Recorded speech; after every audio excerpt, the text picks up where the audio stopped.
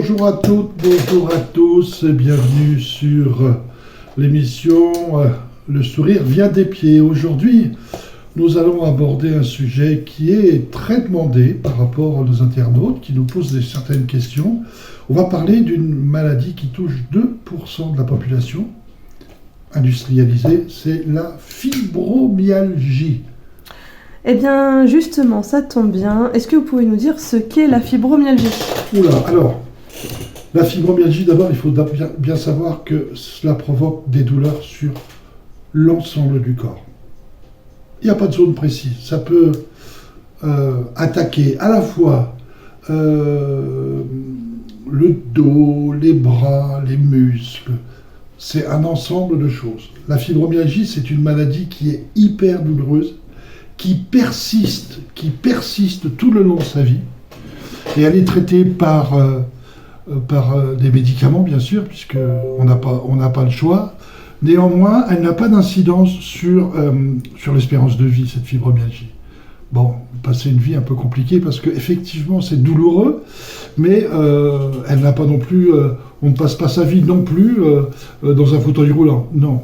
Ça peut arriver parce que ça va peut-être aller sur les jambes, mais la plupart des personnes qui ont aujourd'hui la fibromyalgie, avec les traitements qui existent, eh bien elles s'accommodent de cette maladie, puis elles apprennent au fil du temps à gérer cette maladie, qui n'est pas simple. Je vous assure, c'est pas simple.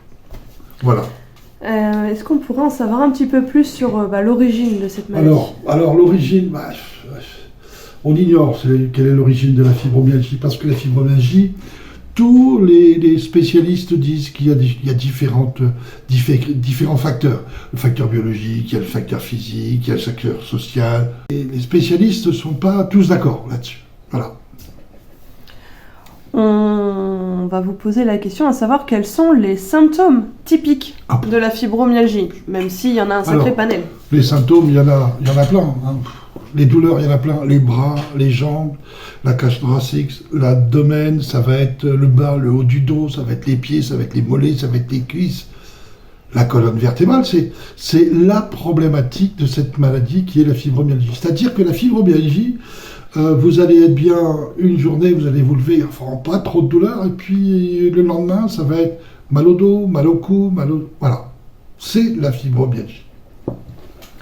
Et comment elle est diagnostiquée, du coup, cette maladie ? Alors, cette maladie, c'est très compliqué à être diagnostiquée. La première personne qui va diagnostiquer cette maladie, c'est votre médecin généraliste, qui va dire, tiens, cette douleur-là est son chronique, vous avez mal dans les épaules depuis au moins 3 mois, ou dans les bras depuis au moins 3 mois, eh bien, il va falloir, dans un premier temps, le médecin qui va lui dire...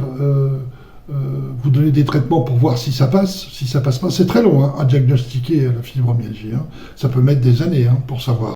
Il va y avoir des examens, des scanners, des IRM pour connaître ça. Et puis, ce qu'il faut savoir malheureusement, c'est que ne pensez pas que vous allez guérir la fibromyalgie. C'est une maladie qui est incurable. Alors du coup, on entend bien que c'est une pathologie qui va être à vie.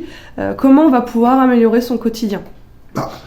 Déjà, la première chose qu'il faut savoir, c'est qu'il va falloir améliorer votre qualité de vie, à tous les niveaux. Faire attention à ce qu'on mange, pas trop boire, pas fumer, la cigarette, c'est pas très bon pour la santé, et pratiquer des activités physiques. Le yoga, le qigong, le tai chi, l'aquagym, des choses comme ça. C'est-à-dire que tout ce qui a un entraînement musculaire, mais entraînement musculaire léger. Vous voyez, pas aller forcer, en dire « Attends, ça va me faire... » Non, après, c'est la douleur qui va être importante. Et cette activité d'endurance légère, elle doit être faite 2 à 3, voire 4 fois par semaine. Faire du vélo, 30 à 40 minutes tous les 2-3 jours, tous les 2 jours, par exemple, c'est pas mal. D'accord ? Donc, il y a, c'est ça, il y a tout ce qui est, outre les traitements physiques et psychothérapeutiques, on va dire, il y a le traitement médicamenteux, dis donc c'est difficile, des maladies psychiques existantes. Donc, moi, quand je parle réflexologie, je pars en parlant réflexologie. Parce que les soins et la réflexologie sont importants. C'est-à-dire que la réflexologie, c'est un traitement qui va être, pour les personnes atteintes de fibromyalgie, équilibrante et apaisante. Les patients ont un allié précieux parce que la réflexologie va prendre en charge tous les effets secondaires des traitements. C'est-à-dire qu'elle va soulager les douleurs. Les médicaments vont faire leur partie, le médecin fait sa grosse partie. Moi, je suis le petit réflexologue qui va arriver, qui va soulager les douleurs. Parce que, quand on est atteint de fibromyalgie, c'est très compliqué de vivre avec la douleur. Alors, il y a la réflexologie, mais il y a aussi une méthode qui est très très intéressante que je pratique, c'est la sophrologie. Sophrologie que je vous parlerai la prochaine fois, dans notre prochaine émission. Parce que la sophrologie, c'est un super allié pour la fibromyalgie. On peut arriver à traiter différents symptômes. On se retrouve lors de notre prochaine émission qui aura lieu dans quelques temps. N'oubliez pas de cliquer, n'oubliez pas de vous abonner. Je vous souhaite le bonjour si vous regardez l'émission aujourd'hui, dans la journée, et le bonsoir si vous la regardez le soir. Ciao, ciao, bye.